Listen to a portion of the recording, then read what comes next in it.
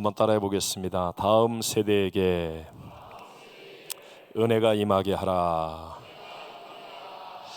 지난 주간에 한 목사님께 받은 미국 교육 현실에 대한 안타까운 글로 제가 전체 교육자 카톡방에도 올려 기도했던 것인데, 가정의 달이기 때문에 제가 요약하여서 여러분에게 그대로 읽어 드리겠습니다. 아이들 입시 교육에 35년을 지내온 경험상 요즘 미국 교육은 참으로 옳지 않은 길로 간다 생각합니다. 혹시 아셨나요? 부모 허락과 동의 없이 유치원생에게 원치 않는 성교육의 사진, 그림, 동영상을 보여주며 가르칠 수 있습니다. 혹시 아셨나요? 캘리포니아에서는 현재 어느 학교든지 12살만 넘으면 부모 동의 없이, 그리고 부모에게 알리지도 않고 아이가 원한다면 낙태 수술을 시킬 수 있습니다. 또한 부모 동의나 알림 없이 아이에게 성전환 수술 준비 교육을 시킬 수 있습니다.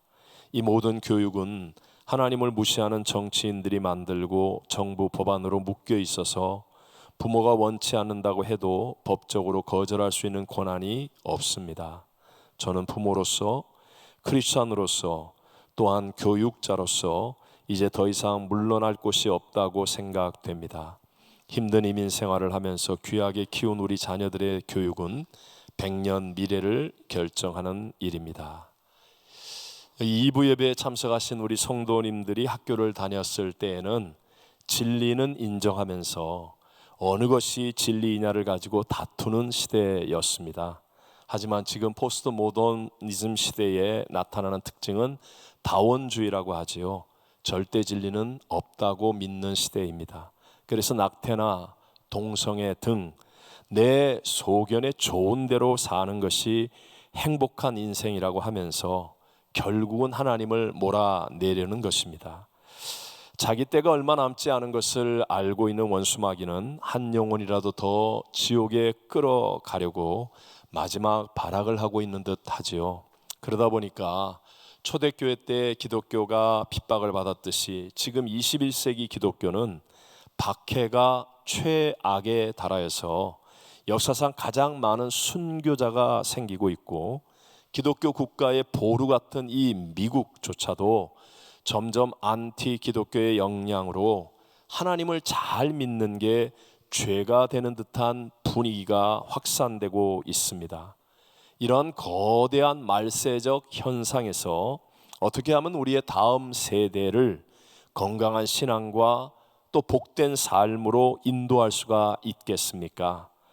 오늘 저는 다음 세대에게 은혜가 임하게 하라라는 제목으로 이 시대를 살아가고 있는 우리들에게 주시는 두 가지 하나님의 은혜를 함께 나누고자 합니다. 첫 번째, 우리가 먼저, 내가 먼저 하나님의 은혜 베푸심을 믿어야 합니다. 자, 우리가 먼저 무엇을 믿어야 한다고요? 하나님의 은혜 베푸심, 하나님의 은혜 베푸심. 오늘 본문에서는요, 율법에서 가장 중요한 10계명을 말씀하시면서 약속하신 것인데 1000대까지 은혜를 베푸느니라 라고 말씀하고 있습니다.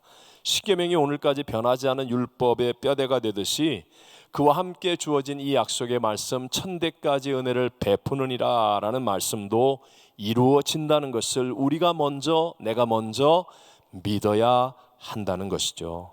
오늘 우리가 읽은 이 본문을 기록했던 모세는 어린 시절을 애굽의 왕궁에서 바로왕의 공주의 아들로 자랐습니다. 그러니까 같은 다른 히브리 민족 사람들은 다 노예 생활을 하고 있는데 그는 바로의 궁정에서 최고의 학문, 최고의 무예, 최고의 인맥과 배경들을 가진 최고의 사람이었다는 것을 의미하죠. 그런 모세가 나이 40이 되었을 때 자기 민족을 위해 자기 힘으로 무엇인가를 해보겠다고 나섰다가 겨우 애굽 병사 하나 때려 죽이고 그것이 탄로나자 바로 그 길로 미디안 광야로 도망치는 신세가 되어버리고 말았습니다. 그리고 40년이 지나 나이 80세가 되어서 이제는 힘도 없고 가진 것이 없어 처가살이하고 있는 목동인 모세에게 호렙산 떨기 가시떨기 나무의 불꽃 가운데 하나님이 임재하시고 나타나십니다. 모세는 그 하나님을 만나죠. 그리고 하나님의 말씀을 순종하여 부르심을 따랐을 때 놀랍게도 이전에 자기가 최고의 환경과 상황 속에서 이루고자 했던데 할 수 없었던 그 일을 하나님의 은혜로 노예 생활하는 이스라엘 200만이 넘는 민족을 구원하는 새 역사를 이루게 되었다는 것입니다. 모세는 하나님의 은혜로 노예에 불과한 이스라엘 민족이 당시 세계 최강의 나라 애굽을 무릎 꿇게 할 수 있다는 것을 분명히 경험했습니다. 하나님의 은혜로 홍해 바다가 갈라지고 그것을 육지처럼 건너는 체험을 했습니다.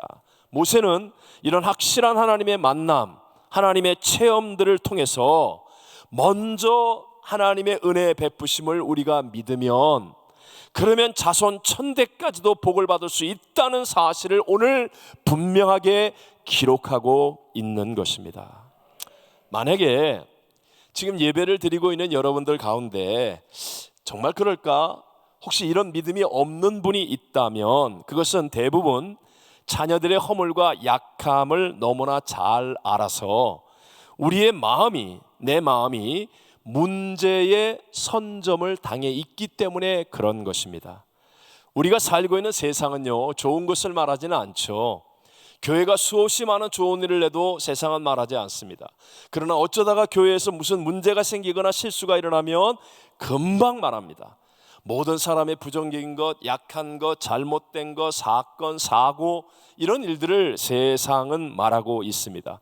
그러다 보니까 우리들은 온통 문제 속에서 살아가고 있는 듯합니다. 지난 금요일 우리 김영환 목사님 설교처럼 이제 우리는 문제에 눈이 가려져 있습니다. 그래서 하나님이 안 믿어지는 거예요. 우리 마음속에 이미 잘 알고 있는 우리의 자녀들, 걘 틀렸어, 요즘 세대는 안 돼, 우리 자녀들의 실력으로 어떻게 이 미국에서 위대한 일을 할 수 있단 말이야. 맞습니다. 우리의 다음 세대가 살아갈 세상은 지금 우리들이 살고 있는 세상보다 더 힘들고 어려워질 것입니다. 정말 인간적으로 본다면 가능성이 제로와 같다고도 말해도 틀리지 않습니다. 그러나 우리가 믿는 하나님은 문제보다 크십니다. 하나님은 대적보다, 하나님은 하실 수 맞습니다. 우리 하나님은 하실 수 있다는 거예요. 우리의 시선이, 저와 여러분의 시선이 애굽의 바로왕을 굴복시키고 노예가 된 이스라엘을 건져내신 그 하나님, 홍해 바다를 갈라서 그 바닥을 길처럼 건너게 하신 그 하나님께 먼저 집중할 수 있다고 한다면, 그 하나님을 먼저 우리가 바라볼 수 있는 믿음이 된다면, 그렇다면 우리 마음속에 하나님이 주시는 놀라운 꿈과 비전과 능력에 대한 믿음이 생겨서 하나님이 은혜를 베푸시면 우리의 자손들도 일어날 수 있다라고 확신하는 사람이 되어질 줄로 믿습니다.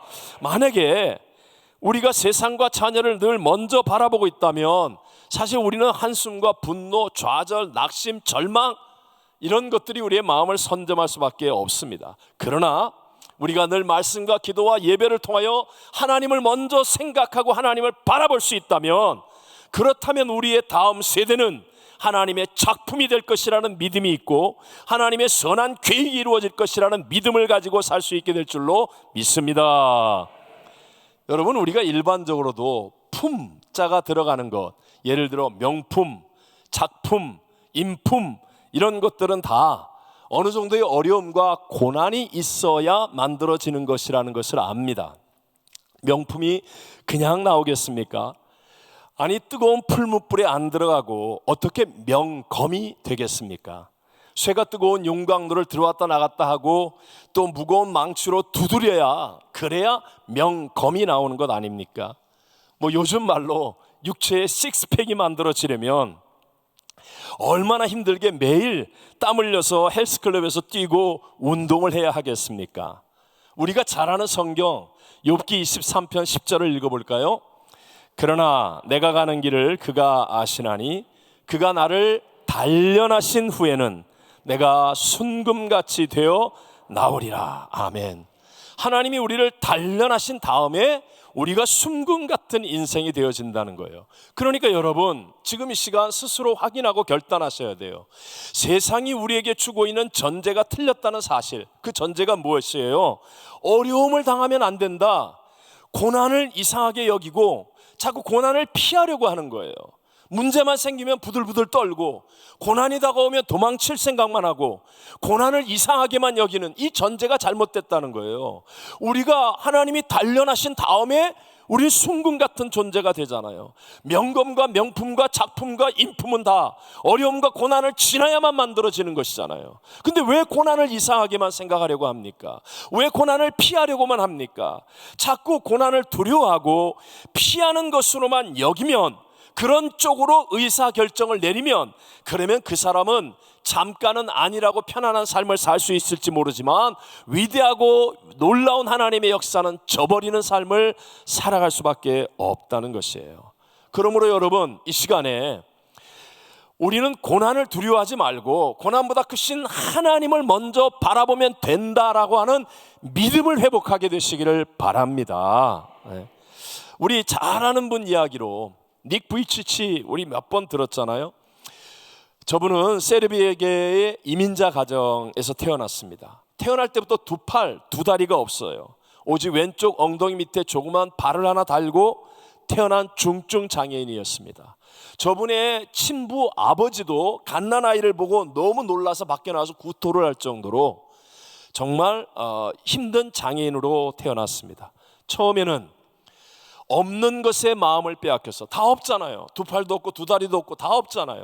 그 없는 것에 마음을 빼앗겨 자살도 여러 번 시도했었습니다. 그러나 닉 부이치치가 주님을 만나고 삶이 변화됩니다. 주님을 만나고 나니까 자기 안에도 선한 계획이 있다는 것, 하나님은 하실 수 있다는 무언가 모르는 믿음이 삭뜨기 시작합니다. 그래서 없는 것에 마음을 빼앗기지 않고 있는 발 하나로 공을 차고 컴퓨터 자판을 치고 펜을 집어서 글씨를 쓰고 물건들을 집어듭니다. 그는 몸의 80%가 폐예요, 폐. 왜? 두 발이가 없으니까, 두 팔이 없으니까. 그러니까 물에 잘 뜨는 장점을 가지고 수영을 하고 물놀이를 하고, 그리고 스케이트보드도 타고. 우리 닉 부이치치는 저하고도 비교할 수 없을 정도로 수많은 젊은이들과 세계의 절망에 빠진 사람들에게 희망을 주는 위대한 목회자가 되었습니다. 그는 결혼도 해서 정상적인 자녀 4명의 아버지도 되었습니다. 그는 말합니다. 최고의 장애는 당신 안에 있는 두려움입니다. 고난을 두려워하는 마음, 문제보다 크신 하나님을 생각하지 아니하고 내가 고난만을 바라보면서 두려워하는 마음이 최고의 장애라는 거예요. 당신은 아름답다. 넘어진 당신도 아름답다. 일어서려는 당신 더 사랑스럽다 말합니다. 사랑하는 성도 여러분, 하나님이 저와 여러분과 함께 하심을 믿으시면 아멘 합시다. 그렇다면 문제가 아니라 문제보다 크신 하나님을 먼저 바라볼 수 있느냐, 그렇지 않느냐가 중요하다는 것입니다. 요한일서 5장 4절을 읽어봅니다. 무릇 하나님께로부터 난 자마다 세상을 이기느니라. 세상을 이기는 승리는 이것이니 우리의 믿음이니라. 아멘. 두 번째, 다음 세대에게 은혜가 임하게 하려면 우리가 지금, 우리가 언제? 지금 믿음을 증거하며 행해야 합니다. 믿음을 어떻게 하라고요? 증거하며 행해야 됩니다. 다시 한번, 우리가, 내가. 언제요? 지금. 내가 할 수 있는 것으로 믿음을 증거하며 행해야 됩니다. 여러분, 현실에서 이루어지는 모든 하나님의 역사는 믿음을 행할 때에 일어났습니다. 성경이 우리에게 말씀하는 예수님의 기적은 내 믿음대로 될지어다 였습니다. 그러니까 믿음으로 행하지 않으면 내가 아무리 많은 것을 알고 있고 기대하고 있고 마음에 품고 있어도 하나님의 역사는 나의 삶 속에서 일어날 수 없다라는 것이죠. 오늘 본문에서도 뭐라고 얘기합니까? 자손 천대까지 은혜를 하나님께서 베풀어 주시기 위해서는 우리가 바로 지금 하나님이 보실 때에 나를 사랑하고 나의 계명을 지키는 자가 되어 있어야 한다는 거예요. 내가 바로 하나님을 사랑하고 내가 계명을 지키는 자가 되면, 그러면 하나님께서 우리의 자손 천대까지 은혜를 베풀어 주시겠다고 약속하시는 것입니다.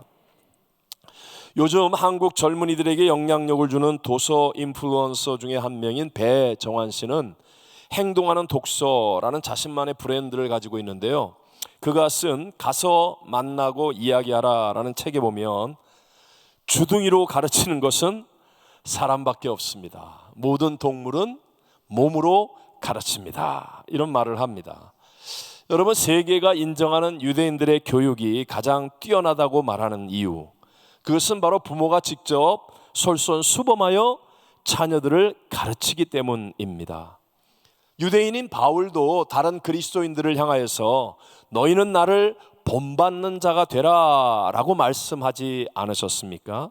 특히 신앙은 잔소리와 강요로 이루어지지 않습니다. 함께 하면서 반드시 믿음의 본을 보여서 따라가게 하는 거예요. 말과 손은 뒤에서 채찍질을 해도 가지만 사람은 앞에서 본을 보여야만 따라가게 되어 있는 존재라는 거예요. 과연 다음 세대에 비친, 눈에 비친 나의 모습, 우리 교회의 모습은 어떻습니까?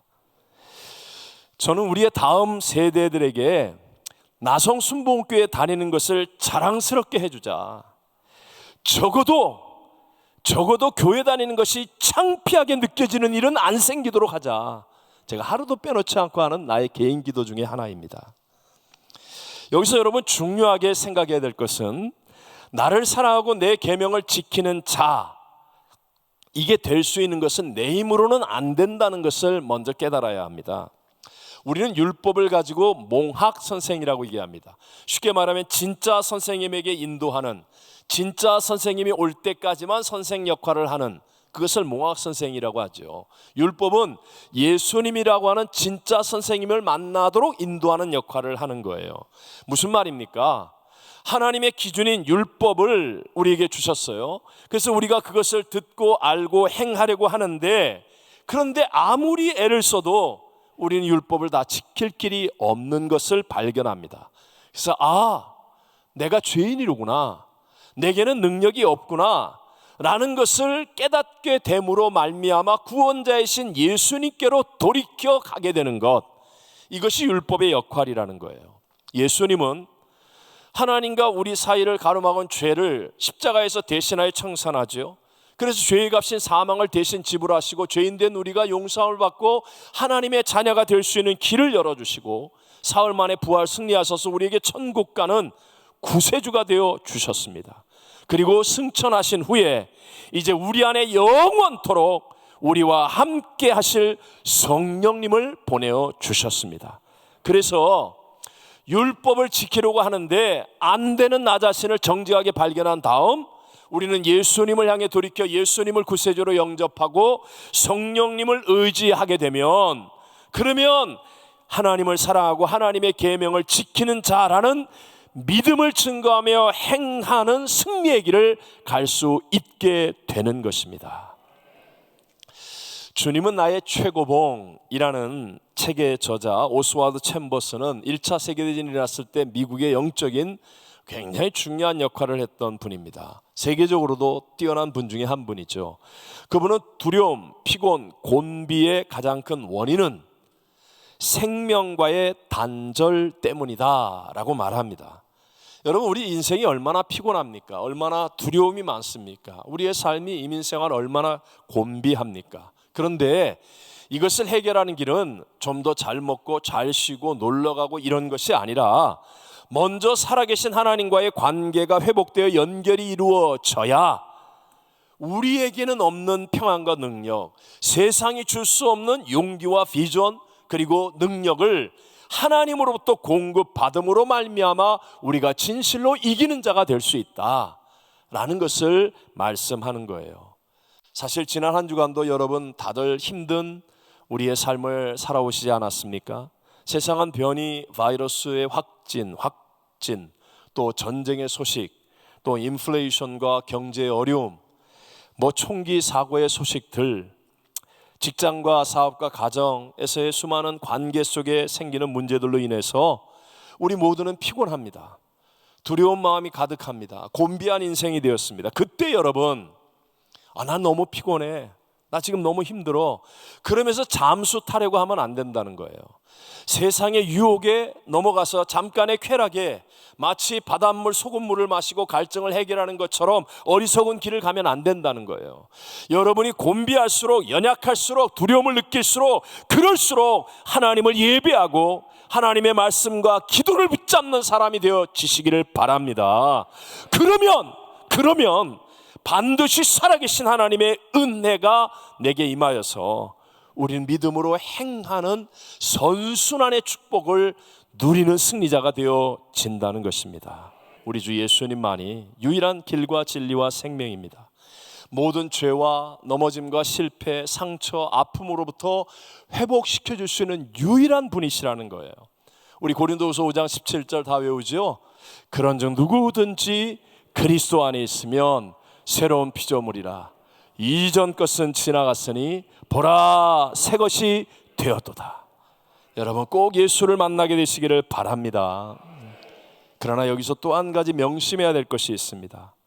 우리의 죄의 상처, 아픔, 실패, 어려움 반드시 이게 용서됩니다. 극복이 됩니다. 하지만 상처는 남아있고 또 원수마귀도 여전히 아직도 역사하고 있다는 사실 또한 우리는 명심해야 됩니다.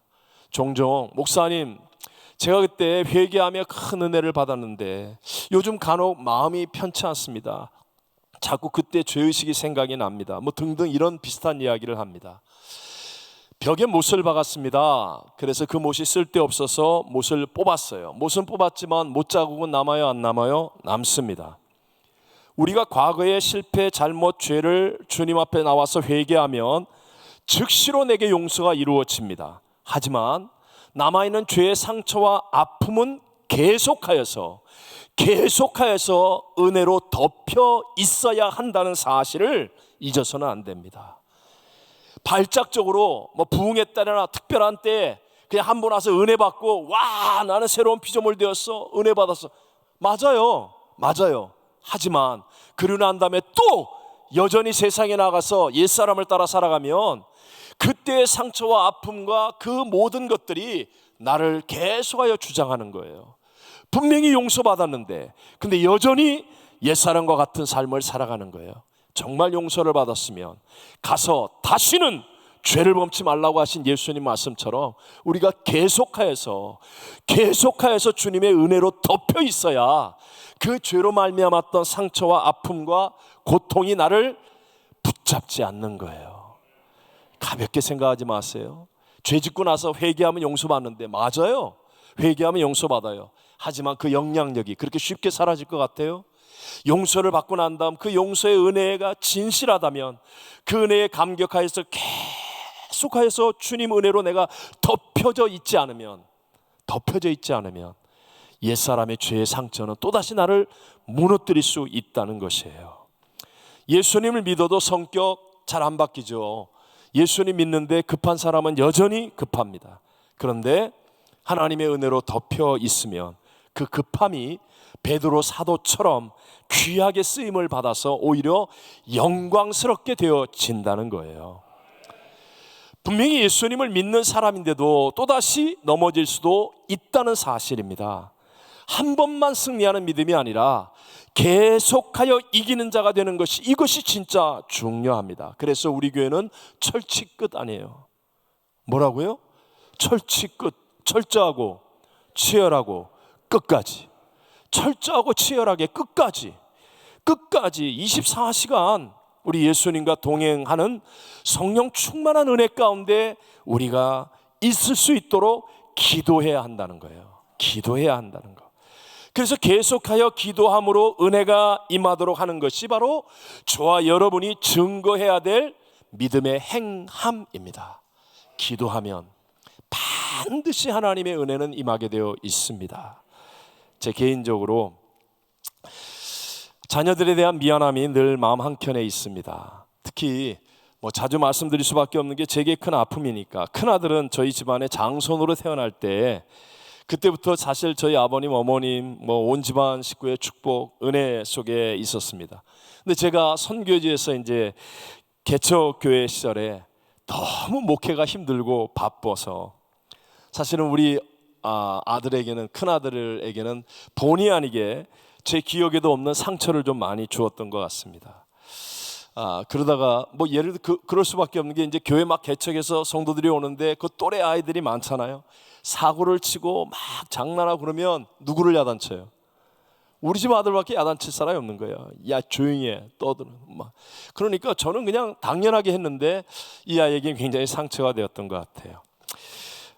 그러다가 아이가 아직 어린 중학교에 들어갔을 때 미국에 있는 자기에겐 외가댁이, 처가댁에 가서 거기서 공부하겠다고 얘기를 하는 거예요. 제가 복합적인 감정이 있었지만 보냈습니다. 당시에 저 자신이 정말 가정에 대해서 너무 미숙했고 목회가, 선교가 너무 힘들었고, 그래서 아버지의 책임으로부터의 도피였는지도 모르겠습니다. 어쨌든 그 이후부터 저는 장남과 함께하지 못함이 제 인생의 최고의 아픔이 되었습니다. 겉은 제 아들이고 분명한 크리스찬인데 죄 안 지어요. 사고 안 쳐요. 착합니다. 그런데도 속은 제 사랑과 믿음을 다 채워주지 못한 것 같은 미안함이 넘쳐납니다. 물론 만나면 아빠를 제일 존경한다고 말은 합니다. 하지만 만나서 얘기를 해보면 어린 시절의 그 아이의 기억은 교회에서 김장할 때 장난치다가 아빠한테 배추로 맞았다고 그러고, 뛰어다니다가 부서진 의자로 아빠한테 맞았다고 그러고, 맨날 맞았다, 야단 맞았다, 피하고 억지로 밥 굶으면서 금식하고, 그런 아픔밖에는 얘기할 거리가 없습니다. 그러나 분명히 제게는 큰 상처임에도 불구하고 저에게는 한 가지 확실한 믿음이 있습니다. 그것은 합력하여 선을 이루실 하나님께 기도가 쌓이면 하나님은 반드시 역전승을 주실 것이라는 믿음입니다. 이것은 절대로 저를 위로하기 위한 막연한 희망이 아닙니다. 매년 큰아들을 만날 때마다 기도를 통한 회복과 은혜가 쌓여감을 느낍니다.